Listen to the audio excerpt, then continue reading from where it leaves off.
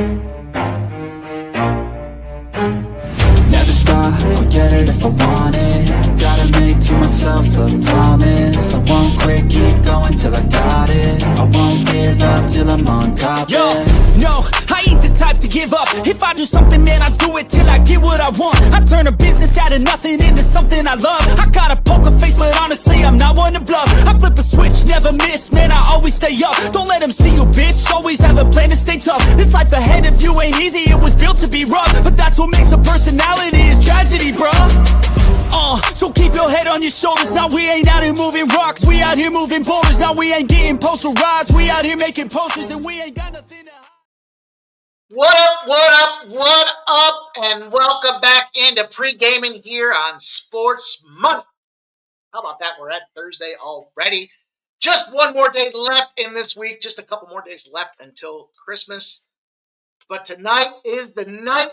If you want to get into the making money business with us here, we got the big Thursday night live stream, Thursday night football, and a battle in the division. We got the Chargers and the Broncos squaring off. We're going to be live at 7:45, I believe. Kicking ass and taking names as we do. We'll be joined with our friend Razor Sharp Picks, and the crew's going to be assembled and ready to deliver the goods. And speaking of the goods, we've got a big NHL and a big NBA card tonight. Mediocre college basketball. We got another college football game and Thursday night football plays all in store for you guys here tonight on Pregame.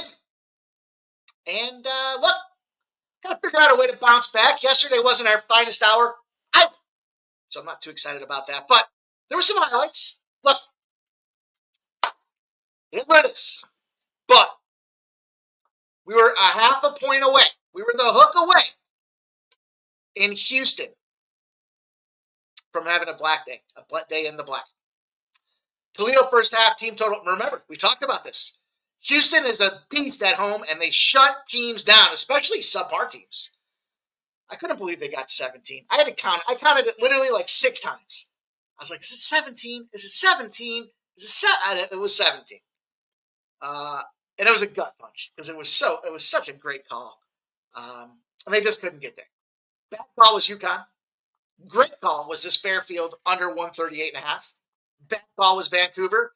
Big call, the revenge spot. I told you that's one of my favorite angles in the NHL is the revenge game. You lose at home as a favorite. You go on the road as a favorite in the revenge spot, and you cash. And we cashed with Florida last night. Flyers continue to stink it up. And what else do we have? What else was flying around the pike for us last night? Loyola Maryland was not flying around the pike, but this was easy money. UNLV toasted them boys like a grilled cheese sandwich. Just kind of came to me off the top of my head. And so we find out. We moved now. Of course, we're not moving the Capitals off the crap list. They have earned their way on, and they will take some time to get themselves off. But look, we've got, I think, 3 really – actually, I should rephrase that. I've got 3 really great hockey plays tonight. I love these spots. Wait till you hear the one's got a 15-game streak in hand, and it makes a ton of sense. I can't wait to talk about that game. I'm debating adding a 4th. It'll be in the same game. I'm debating. 2 college basketball games, Steam-related.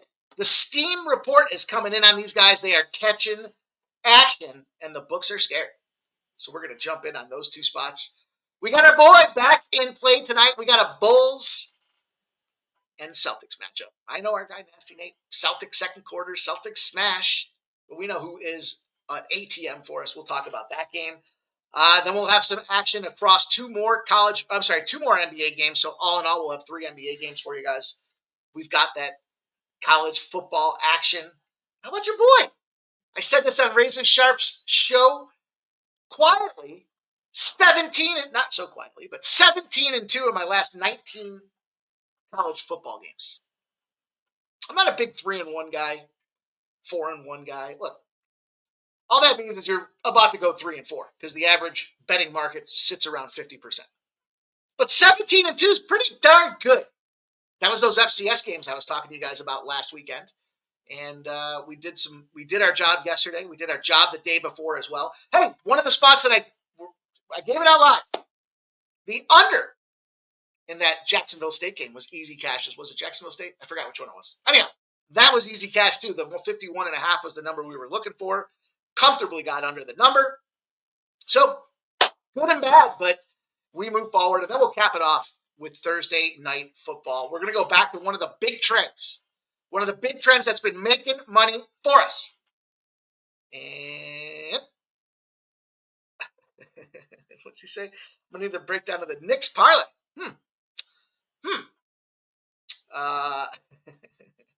Let's go. I'm fired up for this guy. I could have probably carved out a couple more spots, but look, I want to get back in the game here. I want to make some things happen tonight. I want to get back in the black, and then we can clobber him over the head on Friday. So it's going to be a fun night ahead of us here, and I hope you guys are ready too. Hope you feel the same way as I do. Positive vibes, big things happening. We got a full card across the board, and I'm just excited to have a chance to have a cocktail with the fellas tonight where we talk some smack, make some bets, cash some tickets. I can already tell we're going to be head-to-head in a few spots, and I'm excited about that because I think that makes for fun content. But nonetheless, we want to make that count. It's not just about content. It's about getting that money. So let's do it, you guys. Let's get to work. Let's keep a brisk pace. It's Thursday. That means we get our guy, Matt Daddy. He'll pop in here later in the show to talk about a couple of the spots that he likes. And we'll get going. So you guys know the deal. Most important thing you can do to help this show, besides showing up, is hitting the thumbs up button. You know what happens. That means YouTube sees it. They go out and promote us to other folks that are just like us. They'll come in. They'll share their best bets, and we all make more money, all simply by closing the chat, hitting that thumbs up button. Then you pop up in the chat like nothing ever happened, and we go back and get to work. So let's take the time to hit that thumbs up button right now.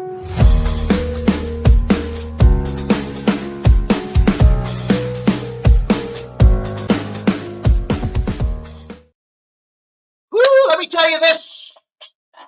Some big things. I know I say this.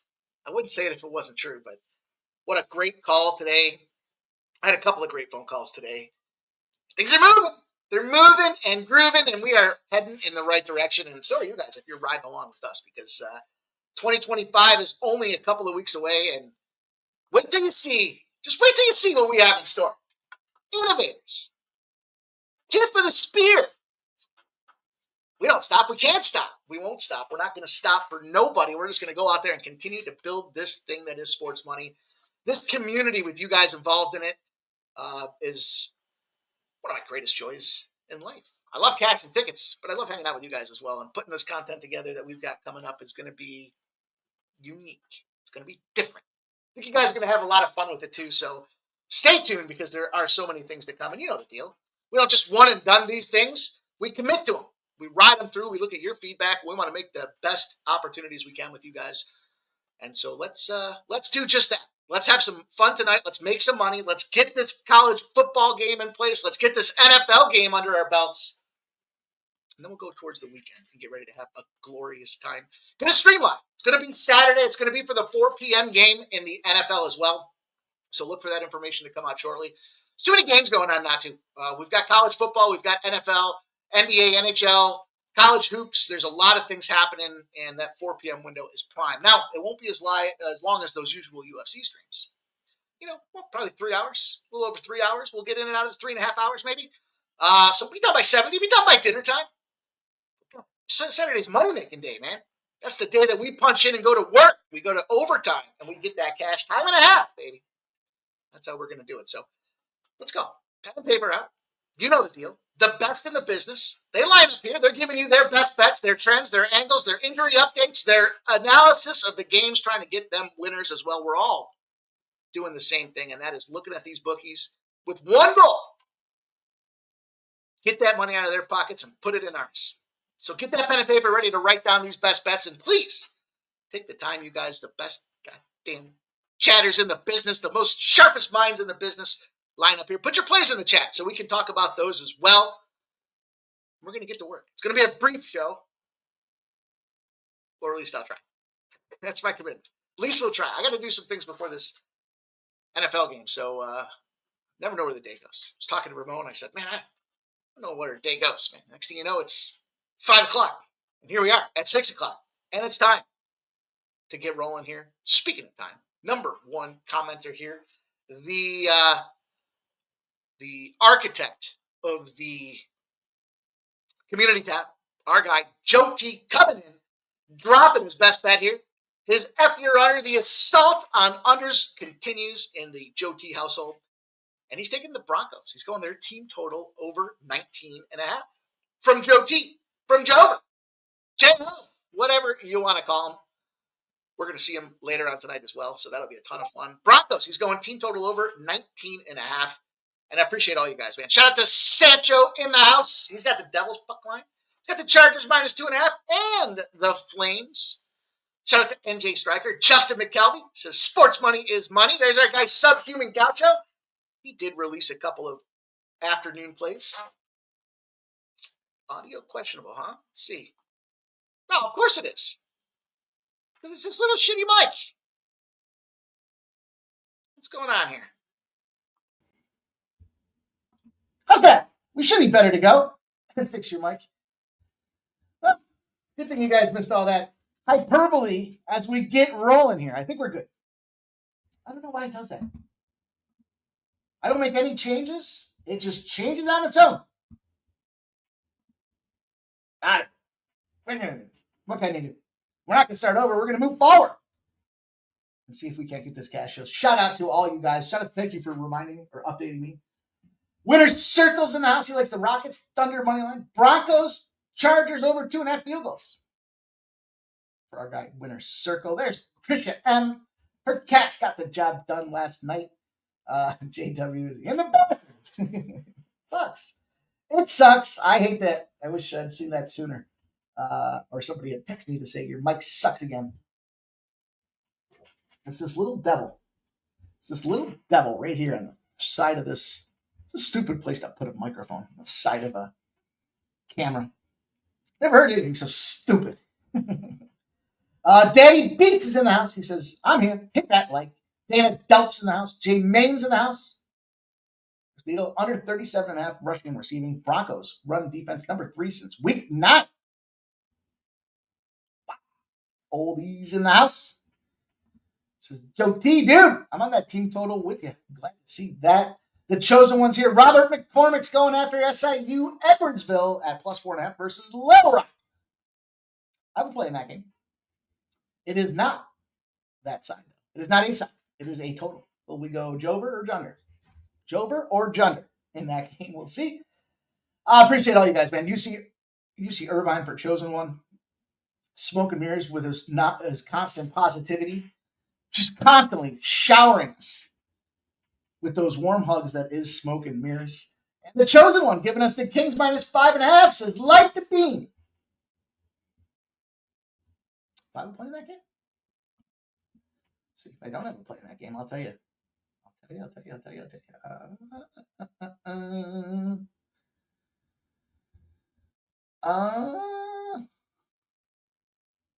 No. Light the beam, baby. I'm right there with you. I didn't want to wait. I don't want to give it away now and then come back, but man, them Lakers out there. James Parms in the house.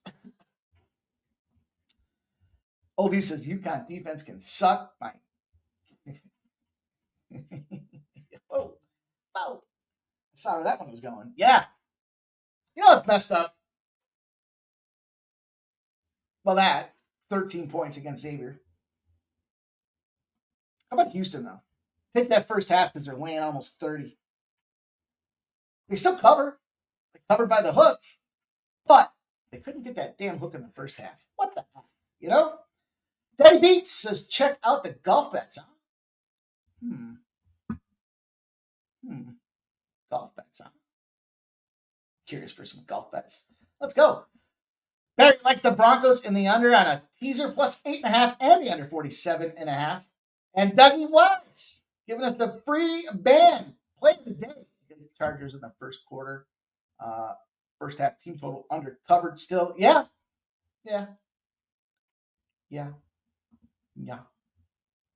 Irish King says the Chargers are easy money. let's go. You guys know the deal here. When CMAC pops in, we're just a little more cash. We're just a little more cash up in this piece. So we don't have all the breakdowns with the game agendas, but you'll see where we're at from a sports perspective. Here, we started out the same way all the time. We go NHL, then we'll go NBA, hit the college circuit, and then roll on and close with the prime time professionals in the NFL. And Big Scott 5-10, rolling on through. This is what's good, Pitt. Let's get the paper. Broncos plus 8.5 in the over 35.5. Teaser. Oakland -1. Wyoming first half -8. Goose over 1.5 threes. And the Boston first half money line is plus 125 in a parlay. And last but not least, the Sharks money line for our Big Scott. Okay. Oh, you know what I got to pull up? You know what I got to pull up? Let's get this pulled up. Let's get this ready to go. I forgot to assemble. But we are still ready to roll. Nonetheless, we're going to talk about the first game on the slate tonight in the NHL. A little bit of a later slate. Now, you know what? Let me look here. Let me start off with this parlay. We'll start off with this parlay. This is the Sharp Players Bookie's Nightmare right now. This thing has been kept in steam since yesterday. Literally, yesterday morning, and then again this afternoon. And I get it. You got Tampa Bay coming back home, and they've got none other than Vasilevsky in goal, and looking to potentially bounce back. He did allow 3 goals for 31 shots, but 5-3 win over the Columbus Blue Jackets. I believe it was Ramon Scott that commented on the Blue Jackets being an over team, and here they are. 5-3 in that game, easy over. And Vasilevsky trying to bounce back with that 2.44 goals against average. Jordan Binnington will take to the pipes on the other side, and it has been a lackluster start for him. 3 goals on 27 shots in his last game, but that's how he's been playing all year. So you can't really say bounce back. He was 88.9% save percentage, 89.8% save percentage on the year. He's 8-12-3. That's what Jordan Binnington is, and I believe it. I'm a believer in that spot out there. I think at the end of the day, this is just a situation where you've got Tampa coming back home. They've got a tremendous home ice advantage. You've got kind of a little sleepy spot for these St. Louis Blues. The cash is obviously going against them as they roll down the pike here. You know, they're coming off of, I don't know, what do you want to call it? I mean, they're 1-3 in their last 4 games, but they did have 3 of 4 home games. So they didn't make the most of their opportunities. They lost to the lowly Sharks. They go on to Dallas. They get busted up by Dallas 2-1. They beat the Rangers, but remember, and how about this for the Rangers? What did I tell you about being in disarray? I even singled out a specific player. Who did I single out? Kaapo Kakko. Well, guess who got traded yesterday? Kaapo Kakko. Now he goes to Seattle Kraken. That sucks. I would have rather him gone to the Flyers. I like that kid, man. He's a flash and dash. He's got agility. He can handle the puck very well, and he plays complementary wing-type position. So I wish he would have gone to the PHL, but he gets his way onto Seattle because why? The Rangers are broken. We talked about it. They're still broken. They're still fade till further notice. Now, I don't think Kaapo Kakko was the problem. I just think there's a lot of problems, and the Rangers are stripping down for a rebuild. So get ready to check that out. And on the other side of things, the Tampa Bay Lightning, 4-1 in their last 5 games. They're on a hell of a run right now, and they're beating them up real nice. Like they obviously just took care of Columbus 5-3, as we talked about. They beat up a nice little lengthy road game stretch there, too, where they took down Seattle. They took down Calgary. They did lose 2-1 in a tight battle to Edmonton, and they beat up on Vancouver 4-2. Tampa's hot. Tampa's running hot. It's a big price tag. And again, I don't know that this kind of has an overtime feel to me. It doesn't have a Tampa Bay bust them up and beats them down. I think St. Louis is going to bring their A game, but their A game happens to be in B form. So I didn't want to take the regulation. I didn't want to take the -1. I just wanted to parlay this thing together with another team that I believe follows that steam chaser analysis. And it's the Penguins versus the Predators in Tristan Jarry. Juuse Saros. Both these guys are struggling. You know, not much to go into on the Saros side of things. He is their number 1 guy in net. But that being said, you know, as far as Nashville is concerned, I think they've got certainly more promise, right? We see that they just had that big shutout win against the Rangers. They're 2-1 in their last 3, and it was a hell of a schedule. So they're coming to competition. They beat up Dallas on the road in Dallas 4-1. They lose at Colorado 5-2. They come back home. They beat the Predators in that first home game back after Colorado with a nice easy 2-0 shutout. but they start to take some form. They're starting to score some goals. And that's where Pittsburgh can find themselves in trouble. They do have points in 8 of their last 10 games. They're 7-2-1. But what a prime time for them just to kind of have the Tigers fall off the van at this point here. Media's getting on Crosby about not scoring. Crosby's telling him he's going to fire back. As soon as you challenge me, I produce. And I don't know. It's an age-ed team. I don't want to be involved in the Pittsburgh Penguins business at this point. I mean, it's a great price tag. I get it. And the money is kind of moving in their direction. But I'm not ready to fade these Predators at home, especially after kind of finding their form here in those last 3 games. Are you going to tell me the Penguins are in the likes of Dallas and Colorado? No, you can tell me that, but I'm not going to believe it. I've seen it with my own 2 eyes, and I think this is a great opportunity. How about this? Excuse me.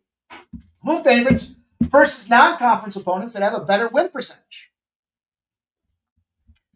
What I like most about that one, and I'll tell you what the trend is here in a second, but what I like most about that one here is the Predators were loaded for bear. They brought in Marchessault. They bring in Stamkos. They've got their goaltender and Saros, and they just started off tough. It took a little bit of time for things to gel and form.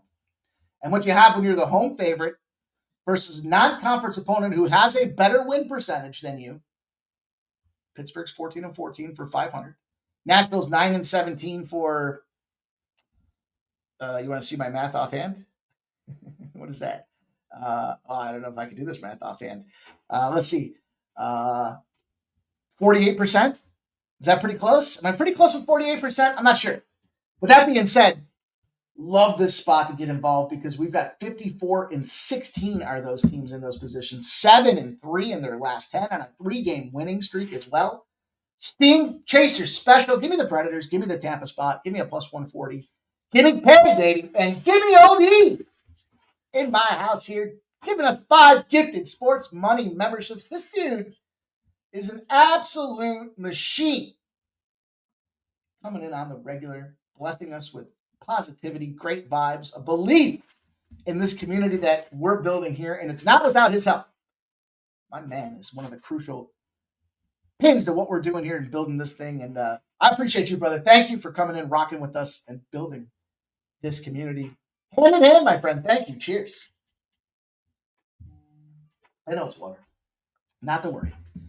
Fresh case of vodka, fresh case of sugar-free Red Bulls, ready to go. Matter of fact, the fine folks of Amazon dropped those off at about 3:30 this afternoon. So, no, I haven't cracked into them yet.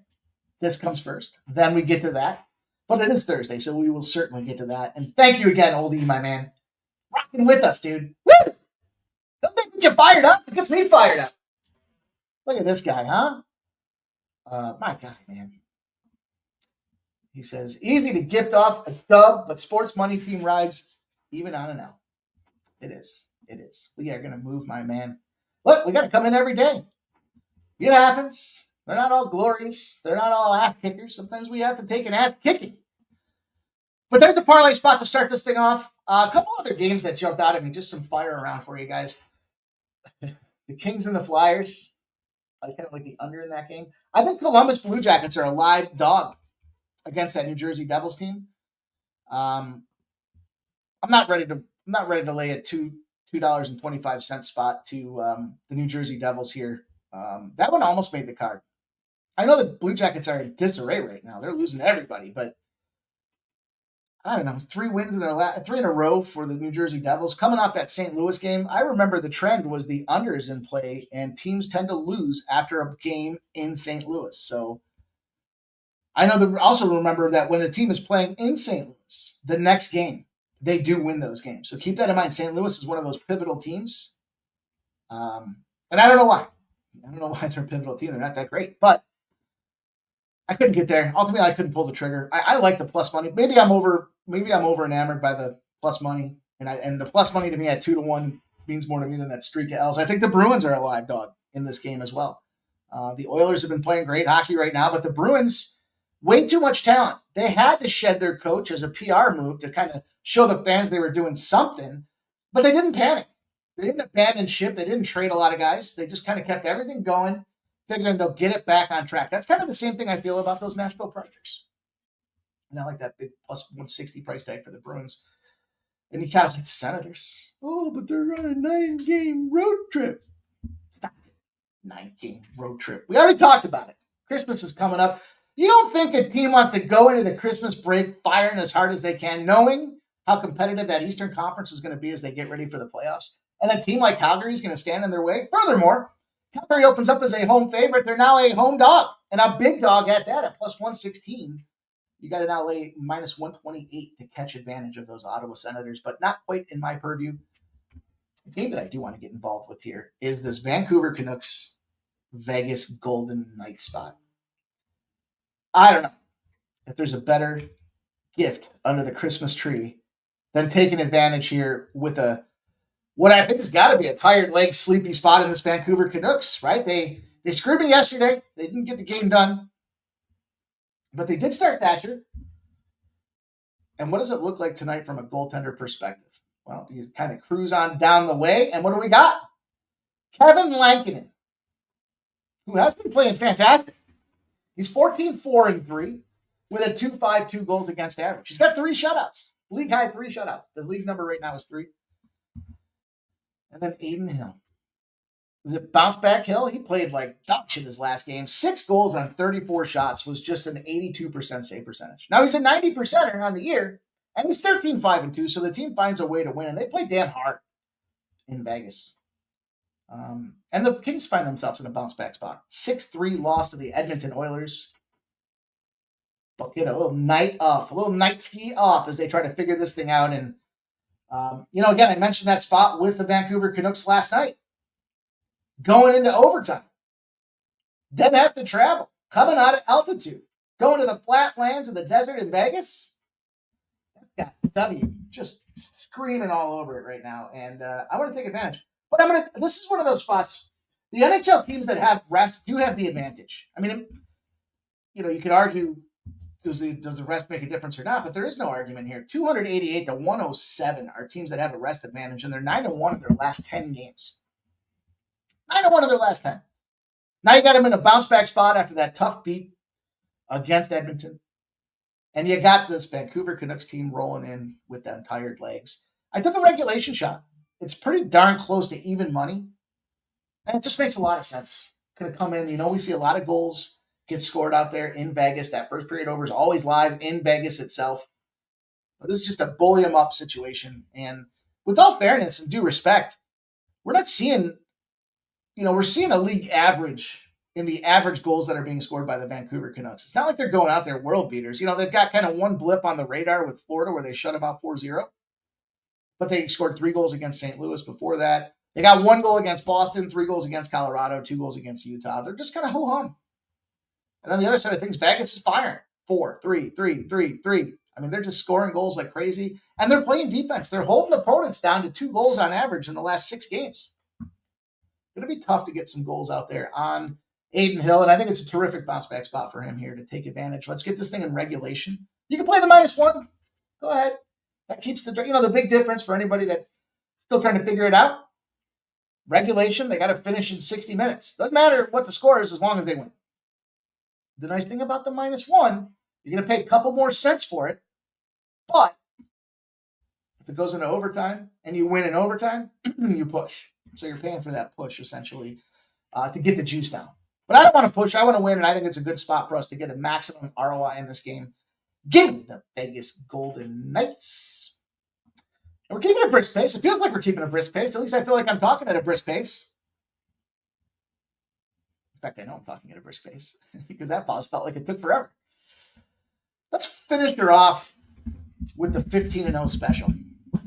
The 15-0 special here on Sports Money and Pregaming. 6 p.m. Monday to Friday, as you guys know, because you're here. The Avalanche and the Sharks.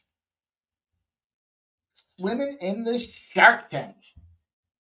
Wow, there's so many things to talk about with this game. Let's talk about first ed. These are the goalie swapperoos. Remember we talked about that last week? Goaltending change out there. Blackwood and Georgiev. Georgiev, it's so funny to me that they're playing already. That's what I'm laughing at. Blackwood with the new lease on life after getting the hell out of San Jose. And Georgiev, he's going to get his 3rd start in 4 games. 3.52 goals against average with an 86.8% save percentage in the 2 games that he's been with the Sharks.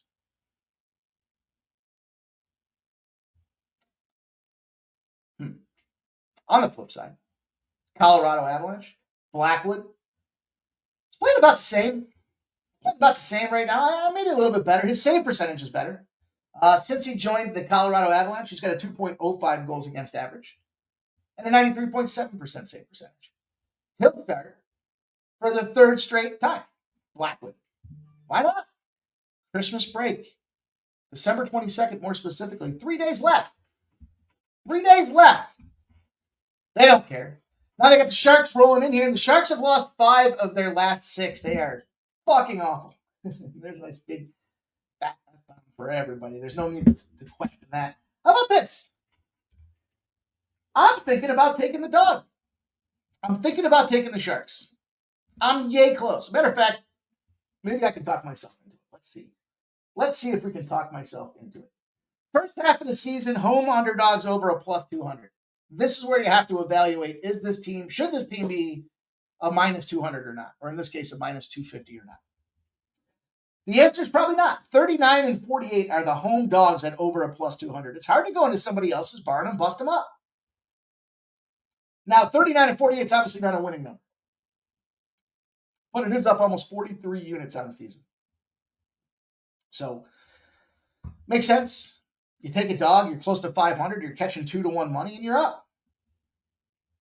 Is this the spot where you want to go and start dogging?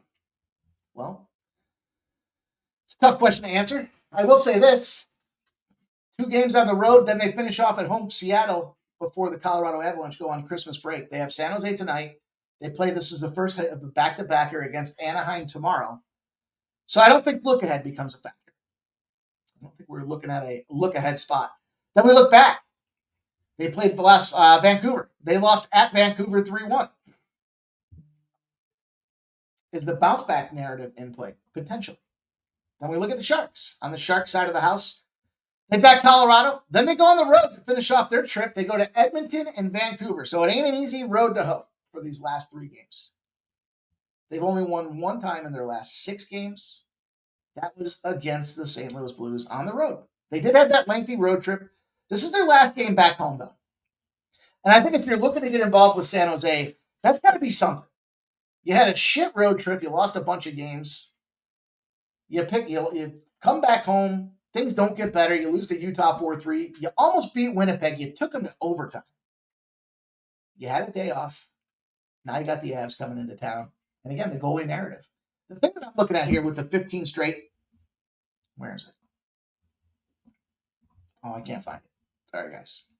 No, I'm just kidding. Are you fucking kidding me? You're going to come in here talking about 15 straight and say I can't find it? Get out of here. Get out of here. You guys know better than that. I also got something I meant to go back to on the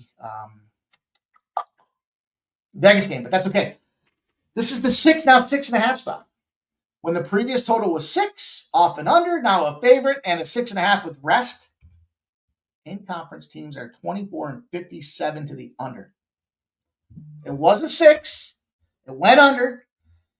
Now it's back to a 6.5, even though the last time they played it went under. Something smells funny. And that funny smell is the under. It's hit 15 straight times. Again, factor that goalie narrative in there. This is a weird one.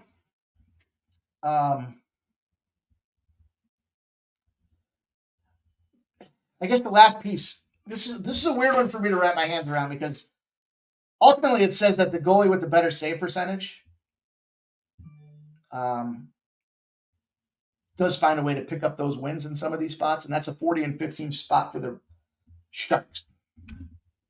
40 and 15 for the Sharks. It's weird because of that Georgiev and Blackwood transition and trade-off. So I don't know how much integrity there is in that side of things, but I think I want myself some. Look, San Jose is 23 and 11 on the puck line. It's not like they're just slobs. They're just losing 1 goal game. I mean, they might be slobs. But you can catch a plus 1.5 at minus 115. The puck line might not be the worst way to attack this game. Probably make it about a plus 105 if you go to the plus 1. Maybe it's plus 110. Again, then you risk the push if they do go to overtime, but San Jose's been playing overtime games and 1-goal games with a 40-15 trend because they have the better goaltender. You can maybe push me in that direction. Maybe. Sharks. I got the under 6.5. 15 in a row. Are you kidding me? I'm not going to jump off of this thing. We're going to keep riding like a pony. Daddy's little pony is what it's going to be here if we keep this thing rolling. So San Jose, give me the under 6.5. And let's see what our boys have to say in the chat. We rapid fired through the NHL for you guys there. Keep her going. Keep her moving out there. Skunk Blaster, creator of the Skunk Bag play of the day, likes the Broncos on the money line, like Sam Houston on the alternate line at plus 3.5, and Utah Tech at plus 130. Thank you for sharing, Skunk Blaster. AOD's in the house. He's got a correction for us. Here we go. Juggler 23 leading us right into the NBA. Says NBA road favorites winning 36% of their games or less are an impressive surge of 71-25. 62-33 against the spread. Says to play the Hornets tonight. In the NBA, in the association. What's up, Keith? It's good to see you. We'll see you in just a little bit for Thursday night football. And here we go. First time bold game head coaches have struggled over the last 8 seasons, going 38-55, 37-55 against the spread versus non-first year coaches in Georgia Southern minus 3.5. We unite. My guy, Juggler 23. It's funny. I got a message over here just now from. No, it doesn't matter. Doesn't matter who it's from. Maybe he's watching, but he ain't gonna like hearing that, Juggler. I can tell you that. What's up, Peter Gracia? My man. It's gonna be a fun Thursday night football game. I'm yay close to moving on the Sharks. If I do, I'll make the decision during the Thursday night football stream. But gosh, another great way to play that might be. Let me see. You know what I might do instead of playing just the Sharks? You guys can probably anticipate what I'm talking about here. The Sharks in the under 6.5 is plus 400. And the Sharks plus 1.5 in the under 6.5 is plus 225. I would be more apt to play the Sharks in under 6.5 at plus 400. Just to go for the big score. I mean, you can get them at plus 215. See, here's the thing. The plus 1.5 and under 6.5 is what I say plus 225. And the Sharks just to win is plus 215. Because they know that it's going to be a 1-goal game. I think the puck line's in play for the Sharks, for sure. And it's just a matter of how far up the ladder do you want to go with the Sharks. I don't think it's more than a 1-goal game. I meant to give you guys one last stat for Vegas. Vegas being favored 16-10 after a day off. And the Canucks are 0-2 in the second game of a back-to-back. So there's a couple little spots for you guys. Divisional opponents, when the home team is favored and has the rest advantage, are 19-3 as well. So it kind of dovetails that rest advantage spot that I mentioned previously. I think it's a good opportunity to get involved. So get involved, we will. Let's cruise on over to the NBA, and we'll talk about this first game. We're not going to talk about the first game. We're just going to – we can give you the play, right? Let's give you the play. It's a little out of sequence too, but it don't matter. It's our boy, and we're riding like the pony that he is. Over 1.5 threes. Price tag is reasonable. In fact, you can catch him around minus. I got him at 125 earlier today. These are where, some guys are like, do you put a full unit? Yeah. If I'm putting just boosts out there, it's a full unit spot for me.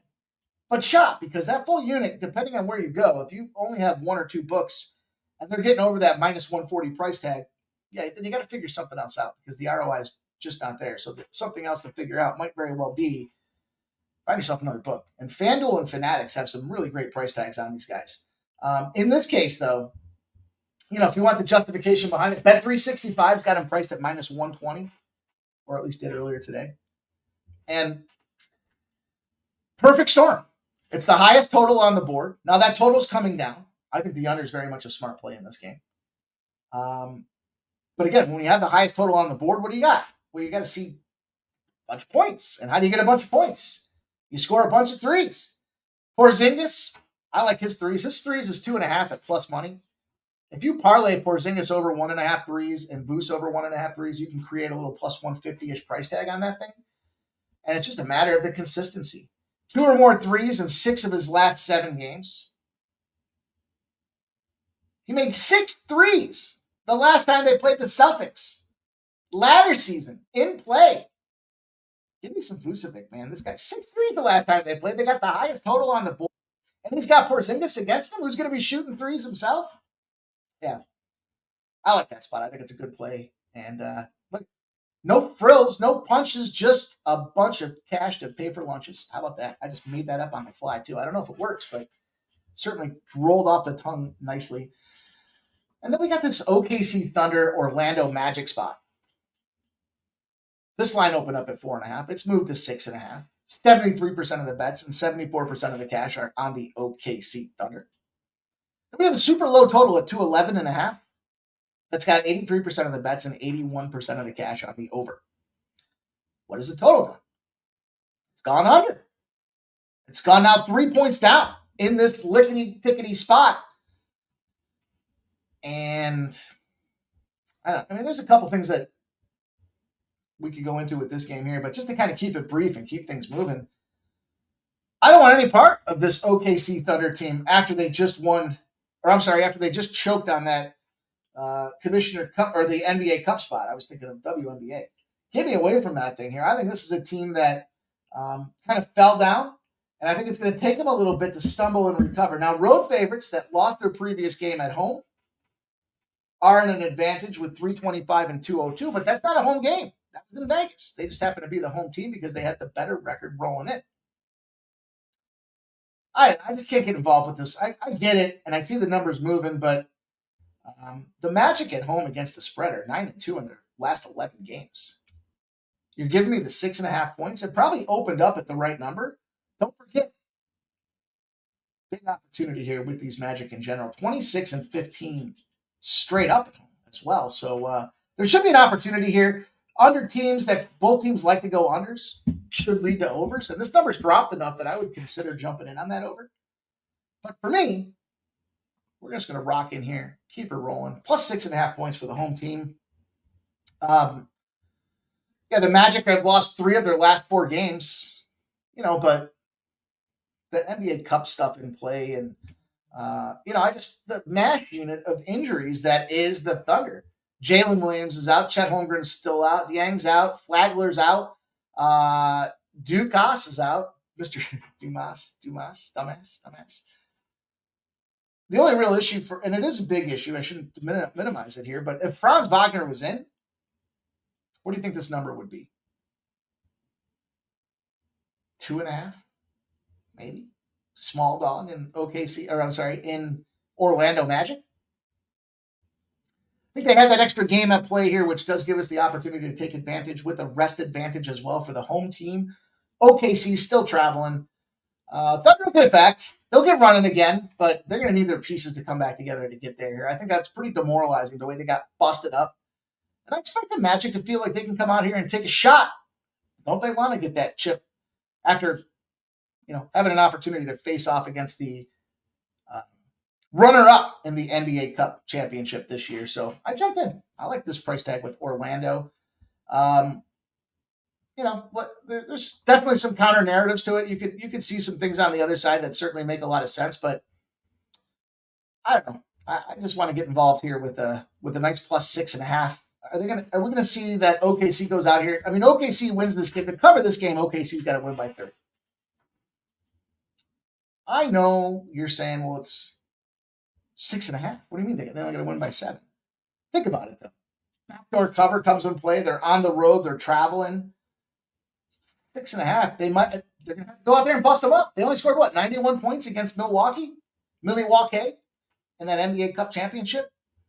Yeah, the tread's off them tires. It's a good opportunity for us to jump in. Let's go. Let's roll. Shout out to Skunk Blaster. He's blasting our action tonight. He got the $4.99 donut. Shout out to the chat. Hit the likey for Mikey. Shout out to Skunk Blaster. Hashtag sports money is money. Man, that is a mouthful of beautiful, well-written perfection. William Shakespeare Couldn't have said it better himself, Skunk Blaster. Thank you, my friend. Appreciate you rocking, sharing your Skunk Blaster play of the day. Coming in here, giving us great vibes. Nuke's in the house. I'm fading OKC. Tomorrow, taking Heat.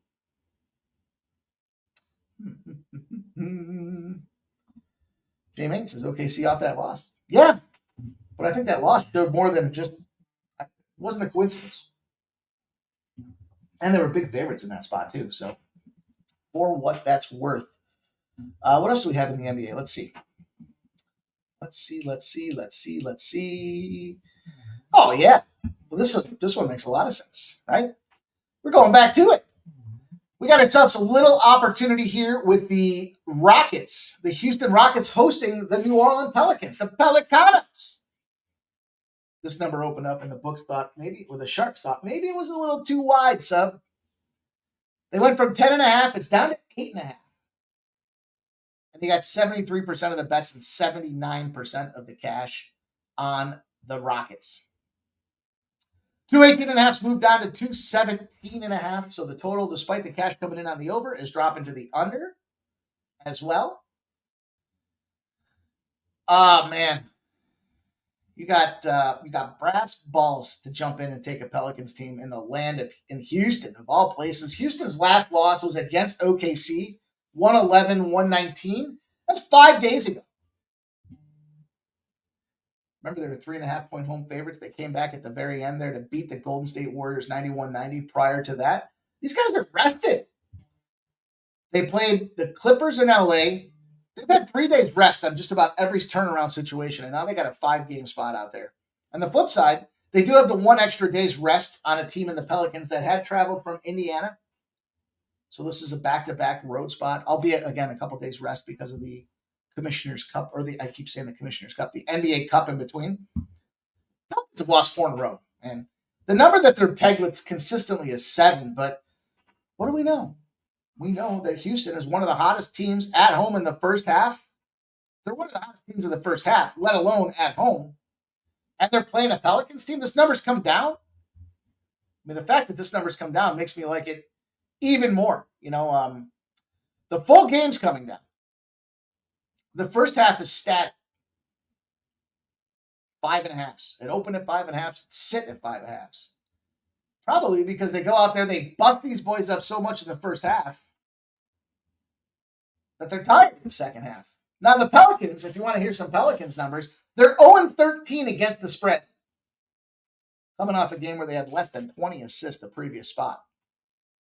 So when they're struggling to play as a team, that struggle carries over. They're getting busted up by over a 6-pack. They had just 18 of 38 baskets assisted that last game. I'll take the first half. Just want to get in and out. I don't need to mess around. I'll take a couple other spots that I was very interested in looking at. The Memphis Grizzlies. I still might come in and take the Grizzlies. But the under looks good in that spot. It's a big number at 234.5. It's moved up to 239. The Warriors are playing to the under. 8-0 to the under when they scored more than 130 points the previous game. So after an explosion of points, there we go. It's starting to come down now. Just now, that Golden State Warriors Grizzlies was 238.5. Now we're seeing 237.5s out there. Did you guys just hammer that? Did you guys just hammer that as I said I was thinking about hammering it? Is that what just happened? Now I got to go out there and hammer it? Ramon Scott says, Dallas, Irving, shoulder out. I like the under in that game too, Ramon. That's a gender spot for me. Ja's ruled in. I like Memphis and Ja. Or I'm sorry, I like Memphis and the under. So Ramon had something that I skipped over that I started thinking about after I skipped over it. Here's Moose, 18-8 to the over on his threes at top this season. Ramon, I feel like we got on it like this. How many times have we played this thing? I played it so much it's almost boring. But it's cash cow, man. Let's think about it. I'm playing a minus 140 in the NHL. You think I'm not going to lay a minus 120 on something that's cashed like 8 of its last 9 times? Nah, that's a great stat, Ramon. Thanks for sharing, my friend. What else can I talk to you guys about here? I want the Timberwolves even though I'm conflicted in that game. The Knicks and the Timberwolves, the line opened up at 1.5. It's moved up to 3, even though it's pretty close to 50-50 cash. So the market corrected that thing just based on they felt the number got opened up incorrectly. The Timberwolves, though, are 0-13 at home when they're rested, and they've got back-to-back wins. Can't get to that third one. 0-13, rested. Can't get to that third win. The Knicks, 76-46 when they're between the threes. Those are some of my favorite spots. +3 or -3, and there's somewhere in between. They're covering over 62% of the time. But yeah, we've got reverse line movement. I like Karl Anthony Towns to light that game up. I like his over threes. You could probably put a nice little 3-point parlay together tonight. Get a couple of guys in there to make it happen. But I think this line's getting steamed as well for Cat. I get it. I understand why it's called Cat, but it seems like a ridiculous nickname. 23.5, -114s, -122s, -130s. That's a strong look for me on Karl Anthony Towns. One of the spots that I kind of was looking at as I was hovering around, I sent a couple of player prop, or I sent one player prop parlay around to the fellas earlier, and that's very much one of them. Overall, he's averaging 24.8 points a game. 23 a game over his career, and he's got 23.5 on the average, or on the total tonight. And first time, he'll be back at the Target Center, but this time as a visitor after getting traded. Is there a revenge narrative? I would think there's not a revenge narrative because you want to get the hell out of town. But that being said, I do like some Karl Anthony Towns. Bo Jackson likes the T-Wolves. I like that. I do. Let's bring our next guest. Let's bring our guest on here. The Tuesday. Jesus, what's going on? Am I stroking out right in front of you guys? Maybe our next guest will be able to take over for me if I do stroke out here. You guys know him. It's Thursday. You know that means we bring on Miggity Matt Gary in the house. Let's get this thing all assembled. I know these are his favorites. Let's get it going. Let's get it rolling. Got him, man. Yeah. Let's get it. Mikey. How you doing? What's going on, brother? Good. What's up? Another day in paradise, C-Mac. You know the deal. You know how we roll. How do you feel? Yep. Another day. The grind is daily on the rig. Well, you're just in time. Speaking of grinding, we're going to grind through some college hoops. We're going to grind through some college football, and then we're going to hit the Thursday night football game. But before, I'd be remiss not to ask anything NHL or NBA that tickles your fancy.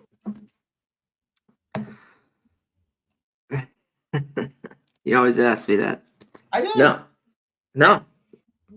You don't want to take to the ice. You don't want. How about if I said to you, maybe Columbus Blue Jackets are a live dog tonight? I agree. All right. But I don't think we need to talk about it. The time is up. You're the hockey guy. You did it early. I don't know. It's not the same thing. NBA. I do like T-Wolves a little bit. You were just talking about that. I'll just put that out there in that spot. I didn't mind your Orlando look. I didn't bet that, but I didn't mind it. Okay. I found the college basketball card to be exceptionally difficult tonight. So I'm glad you're here. King of the college hardwood, I know you are. And, that's a Mikey shit. Tickled your fancy. I don't know where you got that, but I'm just rolling tonight, man. I don't know. I'm feeling good. I had a couple. No, you say it though. That's not the first time for me multiple times. I know. This guy likes to get tickled. That's all that I got out of it. The last thing I want to do is be tickled. Well, your fancy's tickled. I've never had my fancy tickled. I'm not even sure what is the fancy in that scenario, but I don't know, man. I'm flowing. I'm rolling. And I'm happy you're here, dude. So let's talk some college hoops. Let's see what we got across this board. Again, I struggled. I mean, it's a decent size card, but there's just a lot of shit teams playing in this card here, which kind of made it difficult for me to find a couple spots I wanted to go out there and attack. I did find two, and I'm curious what you think, but I'm really just kind of, I'm kind of just in the midst of, am I steam chasing? Am I following the sharps on this one and maybe just a little too blindly? Bellarmine, Wyoming, is an 8:30 start. I want all those points, man. Why? Well, this is one of those classic situations that you look for where you've got the home road scenarios, right? The changing of venues. And it's a spot that I always try to look for and isolate when I can, or when I can try to find, especially in a deeper slate like this here. We've got Wyoming coming off a monster road trip. And I've said it time and again, where's the hardest place to play on the road is the first game back after a series of road games. Then you got Bellarmine taken to the road after a home game. And so that change of venues happens to be 8-2 in the last 10 for the team going on the road versus the team coming off the road going back home. 8-2 in its last 10. That's a Bellarmine spot. And then as you start looking at some of these numbers and you see the cash flow, it kind of agrees. Kind of looking across the board here, you see this number. Where'd it go? Where did you go, you little? 15.5 has moved down to 13s. And you have 71% of the bets. However, only 44% of the cash, C-Mac. And the total's dropping. You got cash, 71% of the bets, 70% of the cash on the under. It's gone from 142.5 to 140.5. Two questions. One, do you follow any, do you believe at all in that changing of the venues, home team versus road team? Do you think that factors at all in when you look at some of these games? Not really. Shout out to the chat. J Peasy, my guy J Main, Barry, Gerardo, AOD, Sharon, as always. Shout out to all you guys up here. Subhuman, Gaucho, Nasty Nate, everyone up in here. Ramon, Scott, Markel, Irish King. Shout out to you guys. I like it here. I like the points that you're going with. Mikey, one thing, J Main just put it, I like this over too. I don't buy it. They've consistently gone over this number. Bellarmine, they're just playing fast as shit. And they're playing zero defense. Like their numbers have been awful. And it would have been close. And they haven't really adjusted their total at all. They've been kind of right around the 140 for Bellarmine, and they've just continued to easily go over. I think they got to start changing at some point. I mean, one thing with Bellarmine, not playing any defense, but they're still shooting the ball well. You know, from deep two, from threes, almost 38%. This team shoots well from the free throw line, 82%. So I think they can make some shots. And I love why I think there's more points too. With a team it's 4-4, but I remember taking one of their overs early on. Southeast Louisiana, they've been playing slower to the under. A little bit different for them, but I lost on it with Wyoming earlier in the year. But after at BYU, after that long road trip where they just scored 49 points, Mikey, and you get a defense like this, I think they're going to be able to score here, with and Wyoming, and they're a team that's not great, but when you see this defense like this, you should have success for Wyoming. And we all know they play a lot better, just like the football team, better at home. So I think they'll have easy opportunities, especially at least down low, to get points. I love your 13. I love this over, too. Bellarmine makes enough shots in college basketball. I talk about it with dogs. It's not kind of like football. Unless the team's really gritty on defense and can hold it, if they can, hit shots, if you're getting a number like that, you'd want that. You know what I mean? So, right. How about actually, I was just looking for something here real quick. I can't find it. Figures. How about this SIU Edwardsville Little Rock game here? Little Rock. And a spot where I'll tell you, my look here is following the reverse line movement. We got the 4.5s have dropped to 3.5s and even 3s. So SIU Edwardsville's catching some action as a public dog. 75% of the bets, only 47% of the cash on Edwardsville, but yet it's enough that they dropped it a full 1.5, depending on your books. But 90% of the bets and 89% of the cash on the over, and it went from 139.5 to 137.5. So we're seeing 136.5s out there. And we got, are these two evenly matched teams? I'm not sure. 7-4 versus 6-5. I saw some love earlier for Edwardsville in the chat.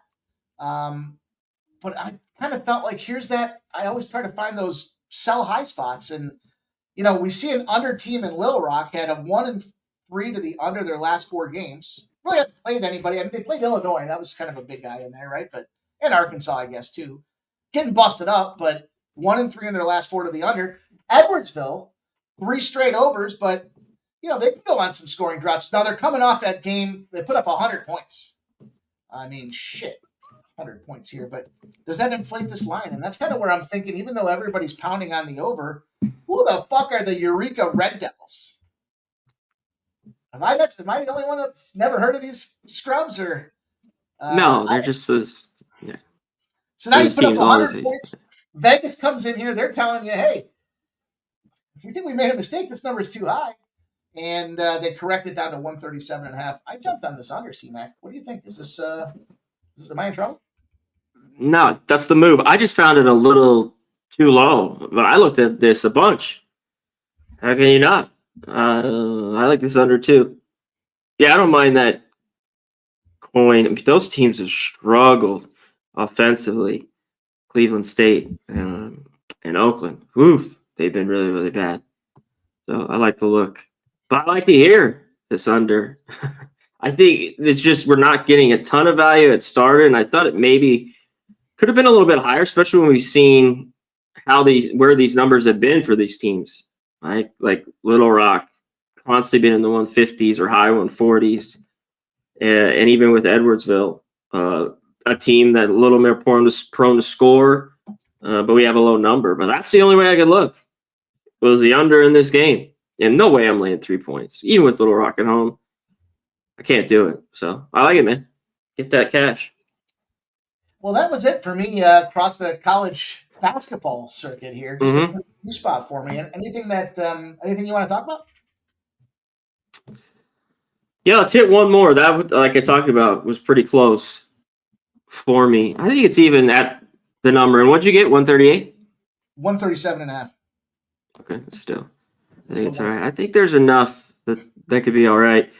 Let's go to one late night here. I got to post this on the old Twitter. I'm taking out west. I'm taking Long Beach State here. I don't buy Pepperdine. They're at home here. Both these teams, 5-6, 4-8. They haven't been really great against the number. And we talk about in college basketball, it just gets brought up, especially in this early season. These teams are dog shit, bad teams on the road. They play a little better at home, especially with their schedule. And when they go out and play somebody big, Mikey, they're usually out on the road, or these teams, or at least on a neutral. But Pepperdine, this has been the team that's been up and down really and been that crazy over team that I've backed a ton this year. The shooting numbers aren't horrible. They're not the best, biggest team inside, but still 34% from three. They're decent from the free throw line in this one. But I like how Long Beach State's been playing. Like, this is a short trip. Come on here, Mikey. Long Beach, the LBC here to Malibu. I mean, fuck. They want to play here. 3 straight wins. Or, of course, home to Wyoming. 3 straight wins and covers.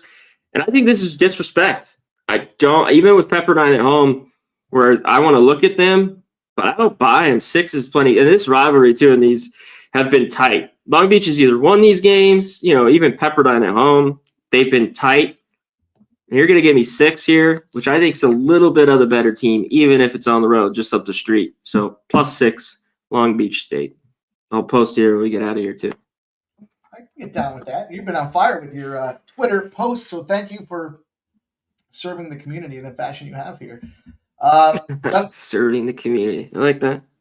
Hey, I appreciate you, man. It's I always see those posts coming out. Yeah, the traffic. That's true. I mean, it's it'd be in LA, but somewhat short, depending on traffic. Not this time of day.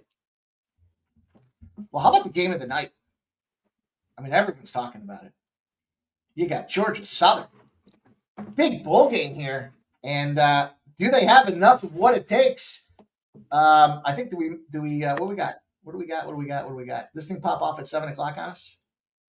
Is that what's going on? Yeah, just hit up on it. I mean, let's just go to the NFL. All right. Well, let me throw mine out there here because it's going to be something I tracked over there in the old fine folks at BetStamp. I took the +2 in the over. So keep your eyes on that spot there. It's a little teaser. Again, you can follow the action at Mikey Money on BetStamp and see what I've got out there live from show plays that I give out. So I just like the spot because I thought Georgia Southern, the number of guys that have taken to the transfer portal. And yeah, guy Juggler 23 mentioned the coaching change success rate or lack thereof that's in that situation as well. Where they got 12 opt-outs, I believe, was the situation for this side of the house when it comes to Sam Houston. And decent defense, but their entire running back squad got gutted. They've got defensive line. Their number one defensive guy, their team leader in tackles and interceptions, Caleb Weaver, out. Going to be out of this thing. Pass rushers, out. Team sack leader, Chris Murray. Too much for them to overcome, I believe, in this case here. And I thought it was a fair number overall when you start looking at that. So I know that the big thing for me was the ability for Georgia Southern. They finished drives. They ranked 15th in the nation in finishing drives. And that's a spot that's certainly going to be a challenge for Sam Houston. If they get in the position for kill, if they smell blood, they're coming home with dinner. And I think that's why Georgia Southern makes sense here. Now the question is, how many points can Sam Houston score? But I thought this was a spot where we've got some soft defenses that are vulnerable and liable to let up a couple of more points than maybe they should. So I took the Georgia Southern +2 in the over 42. Contrary to our friend who keeps messaging me, telling me the line came down again. The line came down again. So that being said, guys, the last game of the night, the big one, the NFL extravaganza. We're going to be live for Thursday night football with the squad. We've got the Broncos and the Chargers, CMAC. Big divisional battle, and I'm going to ride this trend that's been cashing for me. And we got some people that are believers in these Broncos. 68% believe in Bo Nix. 52% of the cash, though, is on Bo Nix in the Broncos. It's gone from +4 to +2.5, and even some +2s. Then you got 79% of the bets and 67% of the cash on the over, and yet it's come down from 43 to 41.5. We're at the point of the season where we kind of know who these teams are. Right? Shout out to Truth Teller. It's good to see you, my friend. Thank you for coming in and hanging out with us. But overall, look, there was a massive implosion for the Chargers against Tampa Bay. They were at home. They were winning. And the second half rolled around and they got busted open. Ugly. Bleeding out of their eye sockets and ears. It was ugly. 40-17, Tampa Bay. Tampa Bay. Baker Mayfield. And we saw a little bit of hobble. A little hobble in the nature that was Justin Herbert. I personally am of the belief that Justin Herbert is a loser. But I don't know if it's Justin Herbert's fault, because I look at Phillip Rivers, and was Phillip Rivers a loser? One thing Phillip Rivers did better than anybody, even probably Marshawn Lynch, make babies. Outside of that, though, I don't know. And I don't know if it's an organizational thing, but obviously, we see we see Harbaugh come in here from Michigan. Now, he ran out of Michigan because he was probably going to get his ass suspended for a lengthy period of time. So he chose the Chargers. He's turned that team around to some degree. A loser's always a loser. I've never seen a zebra change its stripes. And on the other side of things, the Broncos settling into year 2 coaching changes. But Bo Nix, rookie of the year candidate, and they found their stride. 4 straight wins. However, last game at home against Indy, what'd they have to do? They had to overcome a 17-point deficit in the first half to the Colts. And they came back in that second half and they thumped them. They picked up a 31-13 win. CMAC.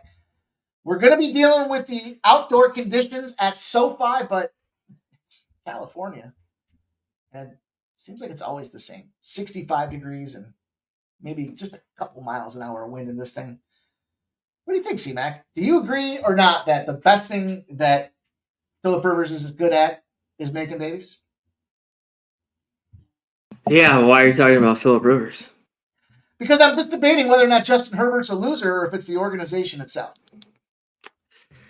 I don't know if Herbert's a straight-up loser. The organization is definitely a loser, hands down. So are the Padres.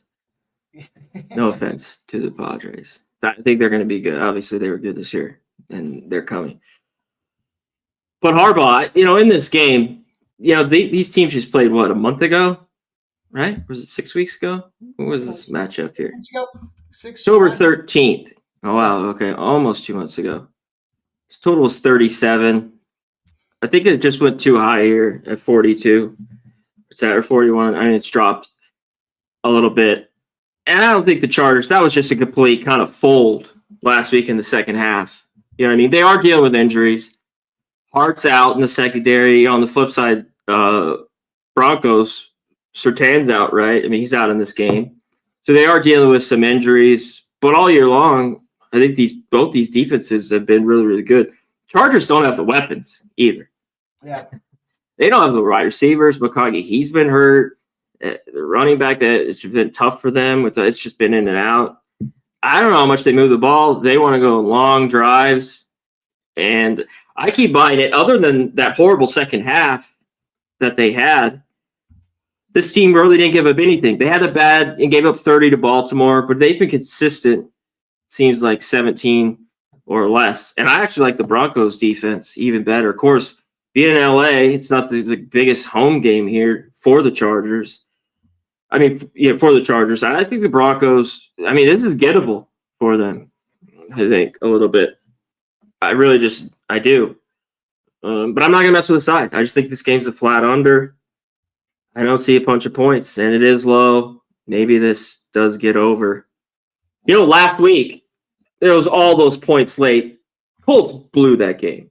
They took out the gun, shot themselves in the foot, dropping the ball, Taylor, the whole thing. And it just seemed like it rolled after that. The turnover after turnover.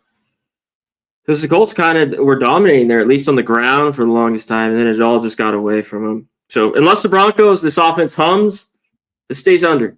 I think we get field goals, drives, kind of goes down inside the 20. It tighten up, and classic matchup here, division matchup under. Sometimes the game before, everyone likes to talk about when these division matches, the first one went under, this one's got to go over.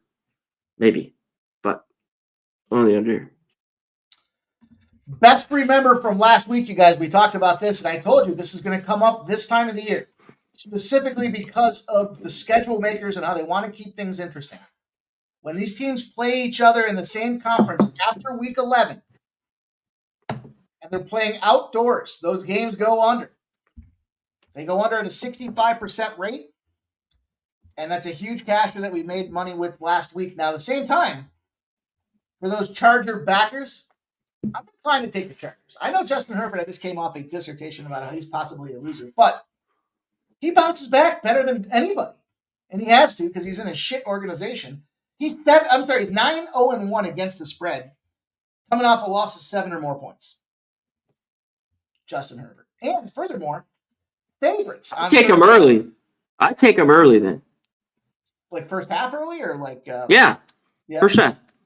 So bounce back early. If you like that so much, I mean, that's what I think. In the end, of course, they could win here. This line's under 3. I think you look to that. I wonder what his stats are. Same first half. I mean, yeah, they were just.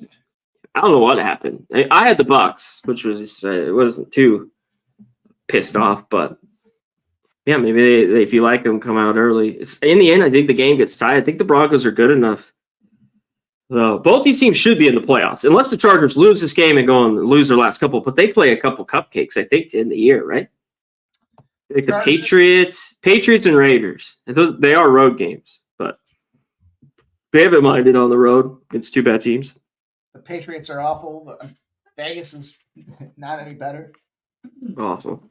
Thursday nights, if you guys want a little demographic around Thursday nights, the Thursday night favorite who lost its last game, playing a divisional opponent that won its last game, are 11-0 straight up. So that's kind of the buy low spot, I guess, when it comes down to it for the Chargers. They're also 15-0 after a loss against a non-divisional team where they're a favorite and allowed 125 or more rushing yards the previous game. So essentially, after a terrible defensive opportunity against a non-divisional team, they right the ship and get it going back at home.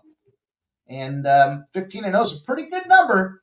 I'd be inclined to tease the Chargers in the under in this thing. I might get there overall, but my official play, I'm with you. I like the Denver under 41.5. I struggled to do a 2-touchdown parlay with this one because I think it's an under. And I wonder if both teams can score, but I got the one. It's, I believe it was plus 750.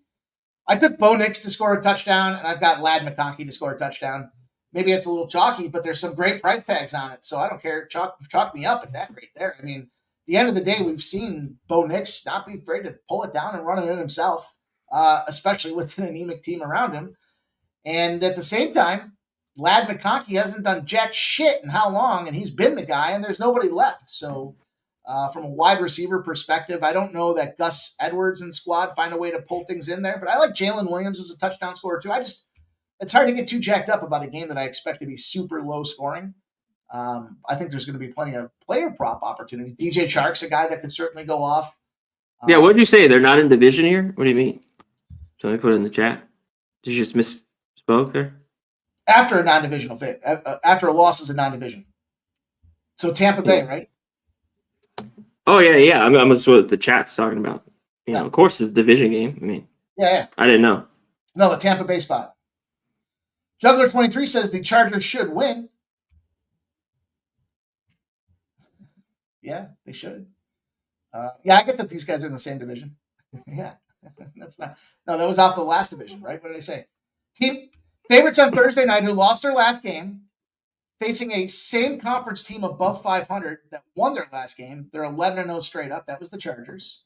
And then after a loss against a non-divisional team, when they're in the favorite role and allowed 125 or more rushing yards, they're 15-0. Just to clarify, just for clarification purposes. Maybe I did misspeak. I've been speaking a lot today. Speaking of speaking, speak to us, C-Mac. Tell everybody where they can find you, what you got going on. Let's put a bow on the show and get ready for some Thursday night football. Let's just get out of here. Shout out to the chat. All you guys in here, Truth Teller, Nunyan, J. Peasy, my dude, Mr. D, Brian Smith. I like that true outdoor game. Slash indoor outdoor here. Classic SoFi. Dana Delp, Clint, all you guys in here, hit the like button. That's it. Connor Mac picks. That's it, Mikey. I'm out of here. Merry Christmas. Happy holidays. I might see you maybe next week. And that is it. So, but I'll be here. I should be here next week. But after that, I will be doing college basketball shows around this time. So, all right. Sounds good. I look forward to competing down the stretch. No, I don't know if we're here, but I might be before. And so that's that. Sounds excellent the way you say it, and we appreciate you coming in saying it here with us. Competing. Look at you. He goes to write and do competing against my time. Are you going time to time with me? Same time. That's how he takes it. We're all trying to win in gambling. Oh, God, he's in the same time slot as me. Thanks for coming in and hanging out with us tonight. Wish you the best of luck. Hopefully you can join us for a cocktail tonight. We're going to be doing our thing. It was great to see you on the UFC last Saturday, and of course, shout out my guy Ramon had mentioned it in the chat. Great performance over there with the fine folks of VSiN. Look at you. All right, that's it. Appreciate everybody's time. That's cool. Yeah. We got 25 minutes. Get ready to go. Thursday night football stream. You know the deal. Razor Sharp Picks, the Sports Money Crew. Maybe we'll see CMAC, but we're going to see a lot of cash, so we'll see you guys in just a little bit. Thanks for your time.